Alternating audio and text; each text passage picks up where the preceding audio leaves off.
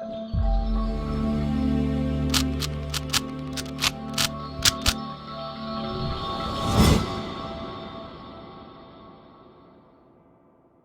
guys, welcome to Viva classes. I hope you like my videos. If you like my videos, please like, share and subscribe our channel. आज हम लोग class 11th maths chapter 1 sets की miscellaneous exercise के 6 to 10 जो कि new syllabus के हिसाब से है आपके साथ डिस्कस करने जा रहे हैं। चलिए फटाफट देखते हैं क्वेश्चन नंबर 6।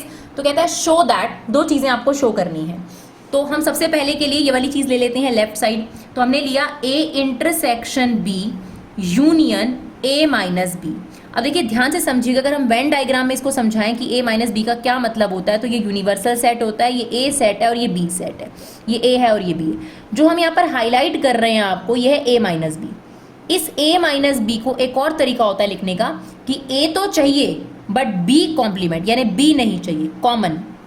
तो इसको हम ऐसे भी लिख सकते हैं इसी चीज को। सिमिलरली अगर ये वाला एरिया होगा, सिर्फ बी वाला चाहिए आपको, बी माइनस ए, तो बी माइनस ए को हम कैसे लिख सकते हैं, B intersection A complement, right. तो यहां पर जो प्रॉपर्टी है, डिस्ट्रीब्यूटिव प्रॉपर्टी है, वो यूनियन या फिर इंटरसेक्शन में लग सकती है, माइनस में नहीं। तो इसलिए हमें ये वाले एक्सप्रेशन को चेंज करना पड़ेगा। तो हमारा पहला प्रूफ यही है।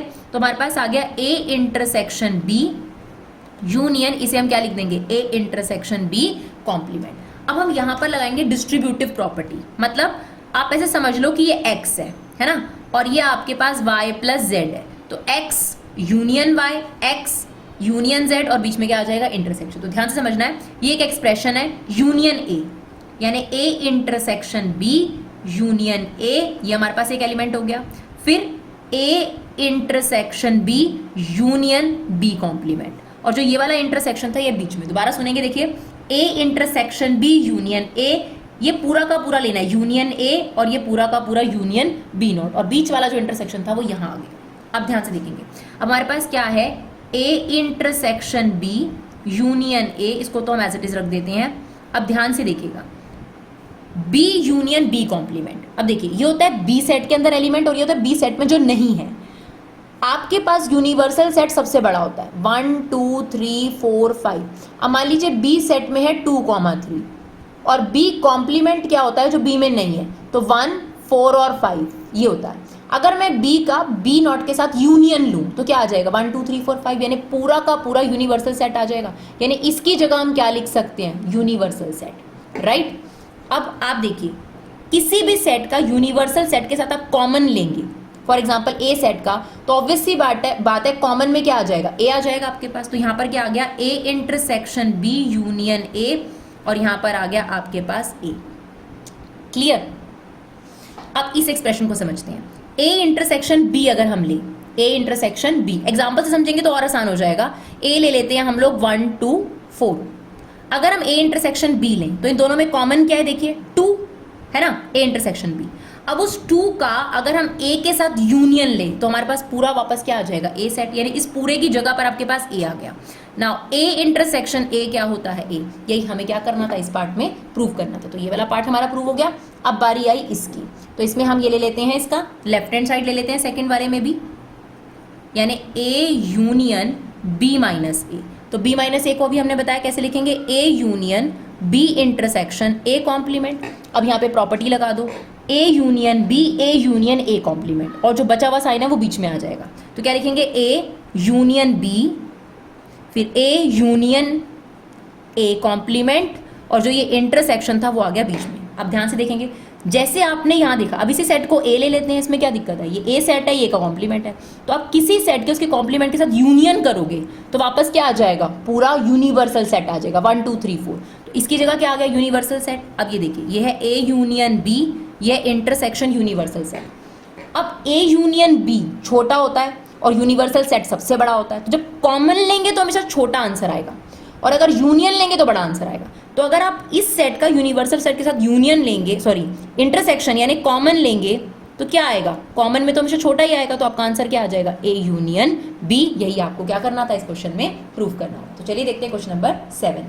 चलिए क्वेश्चन नंबर 7 देखते हैं, उसमें कहता है प्रॉपर्टी से यूज करना है। तो पहले फर्स्ट ले लेते हैं, A union A intersection B. तो प्रॉपर्टी लगा दीजिए, डिस्ट्रीब्यूटिव प्रॉपर्टी ओवर यूनियन। तो A union A union B, ऐसे A union A union B.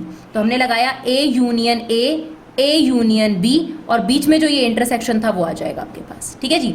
अब देखिए किसी भी सेट का उसी सेट के साथ अगर आप सारे एलिमेंट्स लेंगे तो क्या आ जाएगा, वही सेट आ जाएगा। देखिए अगर मैं आपके सामने एक एग्जांपल ले दूं तो और ज़्यादा आसान हो जाता है समझना। ये देखिए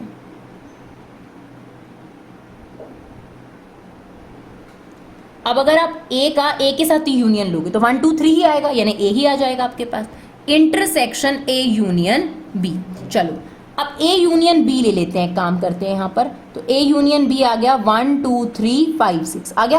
अब A यूनियन B का A के साथ कॉमन लो, इसका इसके साथ कॉमन लोगे तो क्या आएगा, सिर्फ A आएगा। तो इसका फाइनल आंसर हमारे पास क्या आ गया, A, that is equal to right hand side. Right, तो एग्जाम्पल से और आसान हो जाता है समझना। सेकेंड पार्ट में है A intersection A union B। Same अब डिस्ट्रीब्यूटिव प्रॉपर्टी लगाएंगे इंटरसेक्शन पर। क्या करेंगे, A intersection A intersection A intersection B, और बीच में कौन आ जाएगा, यूनियन। अब सेम अगर आप इसी सेट के साथ कॉमन लोगे तो क्या आएगा भाई, A ही आएगा ना, यूनियन A इंटरसेक्शन B। अब इसी एग्जांपल में चलते हैं, इसमें हम निकाल लेते हैं A इंटरसेक्शन B। तो A इंटरसेक्शन B का मतलब होता है कॉमन, तो इन दोनों में कॉमन क्या था, 1 और 2। अब ये इंटरसेक्शन B आ गया।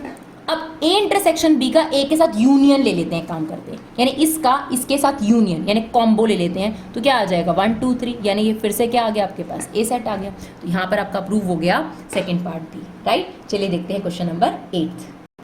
अब देखिए इसमें हमें क्या करना है कि A intersection B A intersection C के इक्वल नहीं होता अगर B और C सेट के, सॉरी ये दोनों इक्वल होते हैं शो करना है, जरूरी नहीं है कि B सेट C सेट के इक्वल हो। तो इसमें दो केस भी लेके चल सकते हैं, एक बार B को C के इक्वल और एक बार B को C के ना इक्वल। ठीक है, तो फिलहाल हम B को यहाँ C के इक्वल नहीं चलेंगे, तो हम यहाँ पर एक A सेट ले लेते हैं 1 2 3, राइट, और एक ले लेते हैं B सेट दैट इज 2 3 4 और 5, और एक ले लेते हैं C सेट जो कि B और C इक्वल ना ले जानबूझकर, 2 3 4 और 6।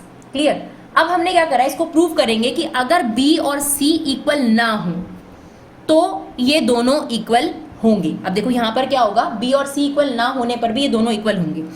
ये देखिए यहाँ पे B सेट C सेट के इक्वल नहीं है, बिल्कुल सही बात, पर A इंटरसेक्शन B जो है वो क्या आ रहा है, देखिए 2 3, और A इंटरसेक्शन C क्या आ रहा है हमारे पास, A इंटरसेक्शन C क्या आ रहा है 2 3।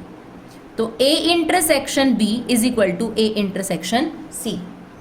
और अगर हम केस 2 लें जिसमें B सेट को C सेट के इक्वल ले लें तो उसमें भी ये इक्वल आ सकता है। तो बेसिकली तो हमें ये बताना है कि जरूरी नहीं है कि अगर हमें ये इक्वल चाहिए तो B और C आपस में इक्वल होने चाहिए। तो हमने वही एग्जांपल लिया है जिसमें B और C इक्वल नहीं है, फिर भी ये दोनों क्या आ रहे हैं, इक्वल। आप एक केस और ले सकते हैं जिसमें B और C को एग्जैक्टली सेम ले लीजिए, तो ये ऑटोमेटिकली इक्वल आ जाएगा।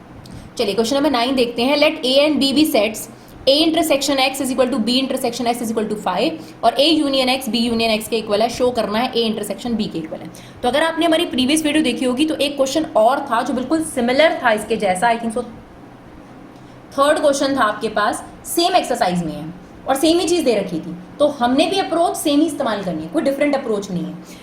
उसमें भी हमने क्या किया था, एक बार यूनियन लिया था A union X equal to B union X। अब क्योंकि इंटरसेक्शन भी गिवन है तो उसको कहीं ना कहीं तो यूज करना ही है ना, तो हम यहाँ पे बोथ साइड इंटरसेक्शन अप्लाई करेंगे। क्या चीज का इंटरसेक्शन, जिनको इक्वल करना है। एक बार both side intersection A apply करेंगे और एक बार both side intersection B apply करेंगे। तो बेशक आप इसे ऐसे देखिए, ये देखिए यहाँ पे इंटरसेक्शन A अप्लाई कर दिया हमने बोथ साइड, ठीक है जी, और यहीं पर साइड में हम कर देते हैं A यूनियन X, और ये क्या दिया है हमें B यूनियन X। एक बार यहाँ पे इंटरसेक्शन B अप्लाई कर देते हैं। अब कौन सा इंटरसेक्शन अप्लाई करना है तो हमें पता है, अगर A B के इक्वल करना है तो बोथ साइड, एक बार A बोथ साइड B, अगर B C के इक्वल करना होता तो बोथ साइड B इंटरसेक्शन और बोथ साइड C इंटरसेक्शन लेते हैं। ठीक है, और इंटरसेक्शन क्यों लेना है, क्योंकि हमें इंटरसेक्शन वाली प्रॉपर्टी का भी इस्तेमाल करना ही है। तो चलिए आप पहले ये वाला सॉल्व करते हैं। तो यहां पर हम लगा देते हैं डिस्ट्रीब्यूटिव प्रॉपर्टी। तो A intersection A intersection A, फिर X इंटरसेक्शन A, राइट, ये ब्रैकेट बन गया, और जो यूनियन था ये बीच में आ गया, equal to B intersection A and X intersection A, ये ब्रैकेट क्लोज कर देते हैं, और बीच में कौन आ गया, यूनियन आ गया आपके पास। अब देखिए अगर A का A के साथ कॉमन लेंगे तो क्या आ जाएगा हमारे पास A, चलिए X intersection A as it is छोड़ दिया। ठीक है, अब हमारे पास ये A इंटरसेक्शन B हो या B इंटरसेक्शन A की बात है, इसको हमने एज इट इज छोड़ दिया। हमें दे रखा है क्वेश्चन में कि A इंटरसेक्शन X जो है वो फाई के इक्वल है, देखिए दे रखा है, तो हमने इसको क्या रख दिया, फाई, सॉरी यहाँ पे यूनियन था। अब ध्यान से सुनिएगा, अगर आपका कोई भी एक सेट है X और कोई भी एक सेट है A, आपने उसमें कुछ कॉमन लिया, ठीक है, कुछ भी कॉमन लिया, उसके बाद आप एक के साथ उसका यूनियन लेना चाहेंगे तो क्या निकल कर आएगा आपके पास, ये प्रूव करके दिखाते हैं आपको। चलिए मान लीजिए एक सेट है A 1 2 3 और एक X सेट है 1 3 5। अगर हम X इंटरसेक्शन A लें तो क्या आएगा, यहाँ पर 1 और 3 आ जाएगा। अब इसी सेट का A के साथ यूनियन ले लीजिए जरा, इसी सेट का A के साथ यूनियन, तो क्या आ गया 1 2 3, यानी पूरा का पूरा आपके पास A सेट आ गया। इसकी वैल्यू कितनी आ गई, A के इक्वल आ गई। अब देखिए एम्प्टी सेट मतलब खाली सेट है ना, खाली सेट का किसी भी सेट के साथ अगर आप यूनियन लेंगे तो ऑब्वियसली वही सेट आ जाएगा, यानी A यूनियन B यहाँ किसके इक्वल आ गया, A के इक्वल आ गया। तो इसको यहीं छोड़ देते हैं, आगे चलते हैं, सेम चीज़ यहाँ पर अप्लाई करते हैं। अब देखिए यहाँ पर डिस्ट्रीब्यूटिव प्रॉपर्टी लगा दीजिए, A intersection B, A intersection B, X intersection B, और बीच में ये यूनिवर्सल आ गया, यूनियन आ गया सॉरी, ऐसी B intersection B, X intersection B, और जो ये यूनियन था ये बीच में, ध्यान से सुनिए, देखिए A intersection B, X intersection B, है ना, बीच में यूनियन आ गया, B intersection B, X intersection B, बीच में यूनियन आ गया। अब आपने इसको सॉल्व करना है, तो ये आ गया हमारे पास A इंटरसेक्शन B और ये है B इंटरसेक्शन X। तो B इंटरसेक्शन X हमें क्वेश्चन में गिवन है कि वो फाई है, तो इसको फाई ले लिया। अब B का B के साथ कॉमन लोगे तो क्या आएगा, B आएगा, यूनियन B इंटरसेक्शन, हाँ जी। अब हमें B इंटरसेक्शन X कितना दे रखा है, फाई, तो इसको फाई लिख देंगे हम लोग। अब ये आ गया आपके पास A इंटरसेक्शन B का, अगर हम यूनियन ले फाई के साथ तो A इंटरसेक्शन B आ जाएगा। और किसी भी सेट का अगर आप एम्प्टी सेट के साथ यूनियन लेंगे तो आपके पास क्या आएगा, B, तो आपके पास ये आ गया, सॉरी यहाँ पर इंटरसेक्शन है, गलती से हमने यूनियन लिख दिया।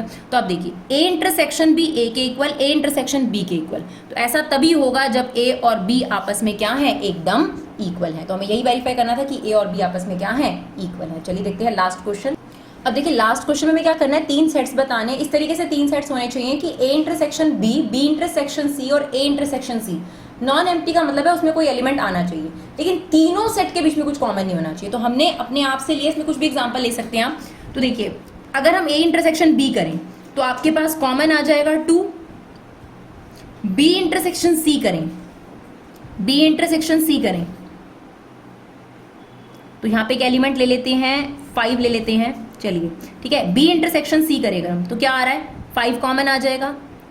A इंटरसेक्शन C करें, A और C में अगर हम कॉमन देखें तो 4 आ जाएगा।